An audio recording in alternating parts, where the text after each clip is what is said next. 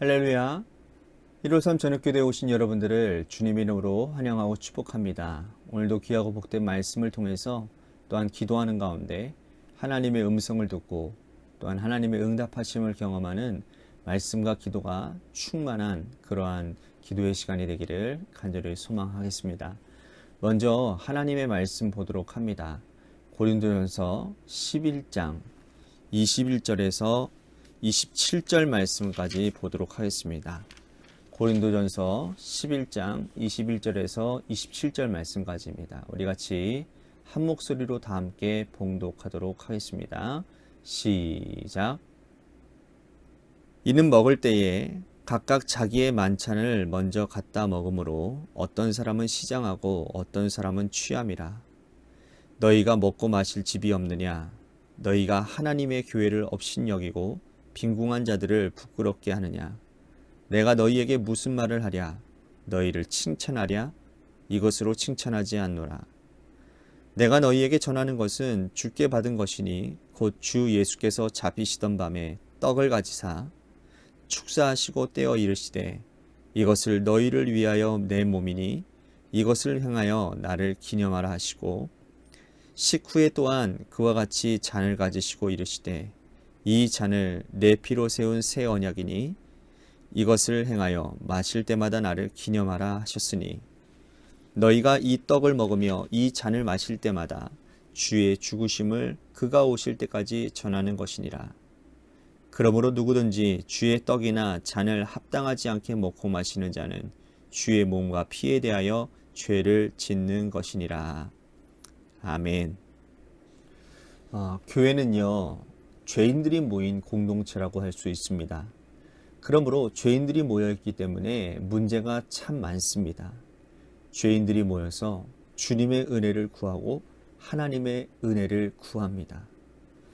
그리고 하나님의 은혜와 능력을 받은 후에 사람들이 달라져야 되는데 변하지 않고 은혜만 갈망하는 것은 더 심각한 문제라고 할 수 있습니다. 어떤 사람들은 교회에는 천사만 있을 것이라고 생각을 합니다. 잘못된 생각입니다.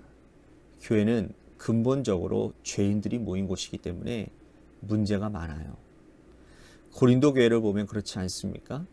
분열의 문제, 음행의 문제, 송사, 결혼, 우상에게 바친 재물의 문제 등 교회는 문제투성이었습니다.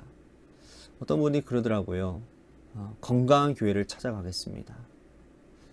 이 세상에 존재하는 교회가 건강한 교회가 얼마나 되겠습니까? 다 그 교회들마다 문제가 다 있는 것인데 말이죠. 그런데 오늘 바울은 한 가지 문제를 더 지적하고 있습니다. 성만찬 문제였던 거예요. 고린도 교회는 성만찬 때문에 내용을 걷고 있었다라는 거예요.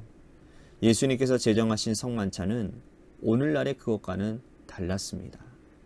오늘날 우리 성만찬은 제도적으로 정교하게 다듬어져 있습니다. 1년에 한 서너 번 혹은 그 이상의 시행하는 교회도 있으나 대부분 교회는 모일 때마다 성만찬하지 않습니다. 예수님의 성만찬 시작은 십자가를 지시기 전 제자들과 식탁을 나누신 것이었어요. 그 후에 주님은 승천하시고 바울이 목회하던 시절 그 교회들은 성도들이 모여서 식사 모임을 하는 것이 성만찬의 전부였습니다. 고린도 교회는 이 과정에서는 문제가 많았던 것 같아요. 오늘 말씀에 보면 어떤 사람은 시장하고 어떤 사람은 취한다라고 하고 있어요. 그러니까 음식을 그러니까 식탁의 교제를 나눈 가운데 욕심이 많아서 어떤 사람이 왕창 가져감으로 인해서 다른 사람들이 먹지를 못하는 거예요. 그죠? 그러니까 먼저 모이는 사람이 있고 나중에 있는 사람들이 있는데 먼저 오는 사람들이 나중에 오는 사람들을 배려하지 않고 음식을 다 갖다 먹어버리는 겁니다. 포도주를 다 마셔버리는 거예요. 취할 정도로 마시고 배부를 정도로 먹은 겁니다. 그러니까 나중에 오는 사람들은 먹을 잔이 먹을 것이 없는 거예요. 어떤 사람들이 이런 짓을 했느냐 보니까 빈궁한 자들이 부끄럽게 하느냐라고 하는 이런 질문을 보면 먼저 먹고 마신 자들이 부자들이었다라는 것을 알 수 있어요. 부자들은 시간이 많아요. 어떤 일에 매이지도 않기 때문에 교회에 먼저 와요. 하지만 부자들은 집에 먹을 것이 많음에도 불구하고 교회에서도 배부리 먹고 마신다라는 거예요. 나중에 오는 사람들은 가난한 자들이에요. 노동자들이거나 종들이에요. 어떤 일이나 장소에 매여 있는 사람들입니다. 그들이 와서 보니 부자들이 와서 다 먹고 마셔버리는 거예요. 그러니 화가 안 나겠습니까? 교회의 문제가 이렇게 발생을 한 거예요. 여러분, 이것은요, 단순히 먹고 마시는 문제가 아니라 부자와 가난한 자들의 분열의 문제였고, 그리고 가진 자와 가지지 못한 자들의 갈등의 기폭제가 된 겁니다. 바울은 이 문제를 아주 심각하게 보고 있었다라는 거예요. 바울이 이들에게 예수님께서 제정하신 성만찬의 원형을 설명을 하십니다. 여러분들, 이 말씀들 여러분들 어디서 많이 들었죠? 성만찬에 목사님들이 이렇게 구절을 하지 않습니까? 그러면서 제스처를 하면서 빵을 떼면서 이 빵은 주님이 주신 빵입니다. 예수님이 잡히시던 날 밤에, 그러면서 이렇게 오늘 성경 말씀 구절을 그대로 성만찬에 대입하는 그런 모습들을 보지 않습니까? 그런 거예요. 핵심이 뭡니까? 이 떡과 포도주는 주님의 몸이고 주님의 피라는 거예요. 예수님께서 성만찬을 제정하실 때에 이것을 먹고 이 잔을 마실 때마다 나를 기억하고 나를 기념하라, 그렇게 말씀을 하셨잖아요. 그렇다면 예수님의 몸인 떡을 몇몇 사람들이 독점해서 되겠느냐라는 거예요. 예수님의 피인 잔을 몇 사람들, 부자들이 독점해서는 되겠느냐? 이거는 이치와 상식에 맞지 않는다라는 겁니다.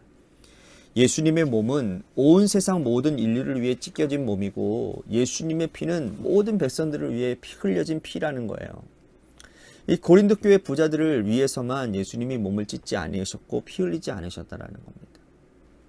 예수님은 온 세상 모든 인류를 위해서, 고린도 교회 모든 성도들을 위해서 죽으셨음에도 불구하고 그들은 성만찬을 독점하는 잘못을 저지르고 있었다라는 거예요. 이것은 아주 심각한 문제였습니다. 그래서 누구든지 주의 떡이나 잔을 합당치 않게 먹고 마시는 자는 주의 몸과 피에 대해서 죄를 짓는 것이라고 말씀을 하는 거예요.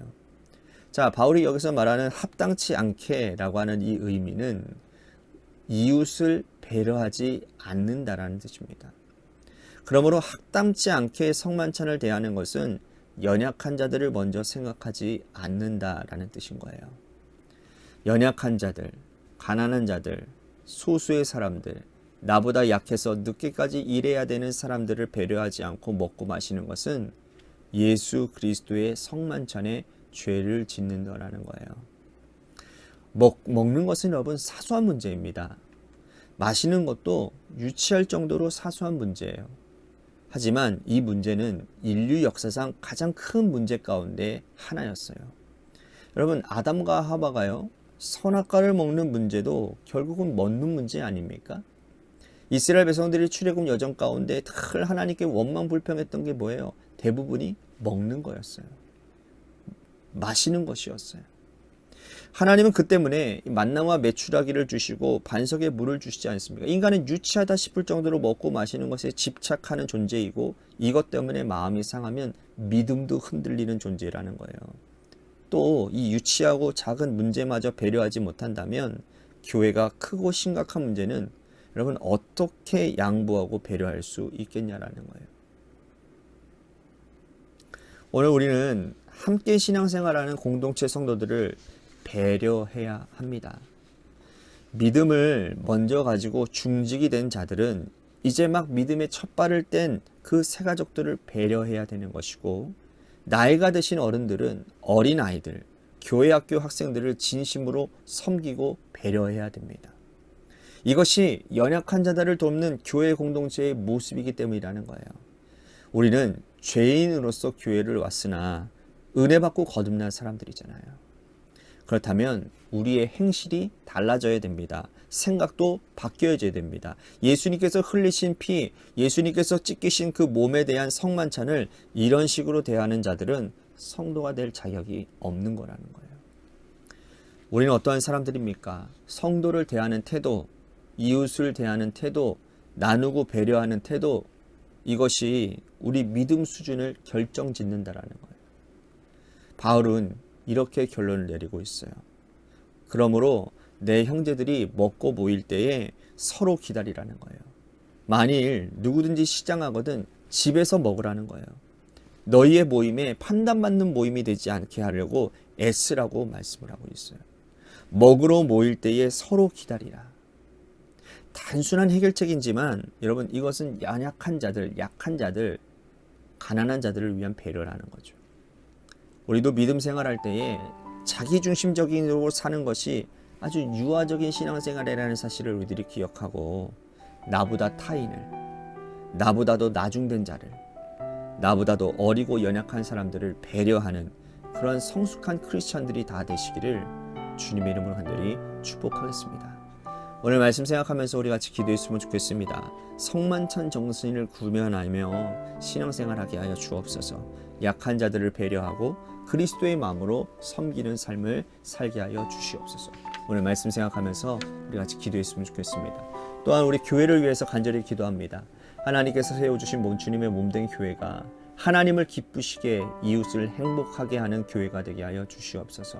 하나님께 하나님 쓰임받는 중직자들, 이 사람들부터가 하나님의 뜻을 구현하며, 또한 연약한 자들, 오늘 말씀처럼 연약한 자들, 가난하고 소외되고 어려운 사람들을 잘 도울 수 있는 삶의 열매를 맺어가는 그러한 건강한 공동체가 되게 하여 주시옵소서라고, 또한 재개발 가운데 놓여져 있는 교회를 위해서 기도하겠는데요. 여러분, 오늘부터는 좀 우리들이 재개발 기도 가운데 이렇게 구체적으로 기도했으면 좋겠습니다. 재개발을 여기 컨설팅하고 계시는 이봉석 목사님, 재개발연구소 소장님이신데, 이분의 사역을, 우리 교회를 재개발 가운데 잘 이끌 수 있는 지혜와 명철을 더해달라고 이봉석 목사님을 위해서 기도해 주셨으면 좋겠고요. 또한 우리만이 아니라 이 일을 주관하고 있는 세상 사람들을 위해서도 기도했으면 좋겠습니다. 특히나 재개발을 지금 운영하고 있는 위원장 권민재 위원장을 위해서 여러분들 기도해 주시기를 바랍니다. 그에게 올바른 판단을 허락하여 주시고, 교회에 대해서 참 선하게, 또한 넓은 마음으로 교회를 잘 도울 수 있는, 교회에게 이익을 가져다 줄 수 있는 그러한 넓은 마음, 주님의 마음을 주십시오. 또한 그 조합원들의 마음 가운데도 하나님, 저들이 교회를 적대시하지 않고 교회 가운데 너그러운 마음 가운데 우리들이 이 재개발의 모든 과정들이 순조롭게, 은혜롭게, 좀 풍성하게 임하는 그러한 은혜의 재개발 기간이 되게 해달라고 우리 같이 재개발을 위해서 구체적으로 좀 기도했으면 좋겠습니다. 또한 육신의 질병으로 고통당하시는 분들을 위해서 기도합니다.